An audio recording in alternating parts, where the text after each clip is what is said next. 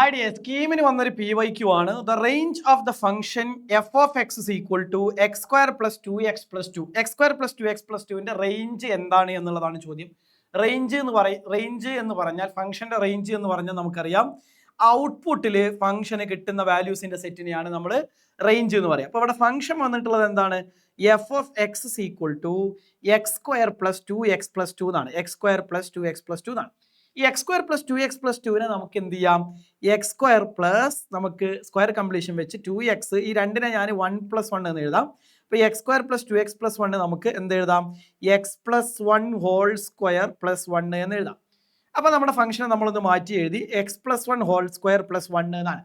അപ്പോൾ നിങ്ങൾ നോക്ക്, x+1 ഹോൾ സ്ക്വയർ ഔട്ട്പുട്ടിൽ കിട്ടുന്ന വാല്യൂസിന്റെ സെറ്റിനാണ് റേഞ്ച് എന്ന് പറയുക. അപ്പോൾ ഇതിന്റെ ഔട്ട്പുട്ടിൽ എന്തായിരിക്കും കിട്ടുക? അതായത് എഫ് ഓഫ് എക്സിന് എന്തായിരിക്കും കിട്ടുക?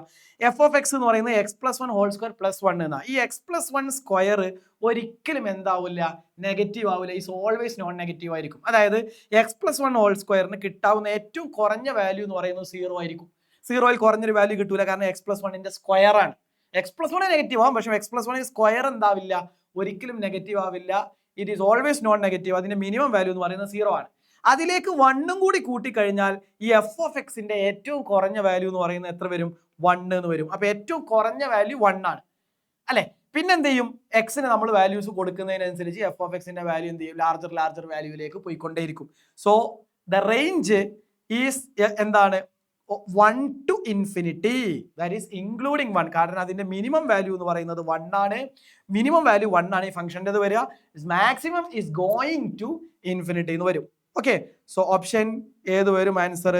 1 to infinity. ഓപ്ഷൻ ഡി ആണ് നമ്മുടെ ക്വസ്റ്റ്യൻ റൈറ്റ് ആൻസർ.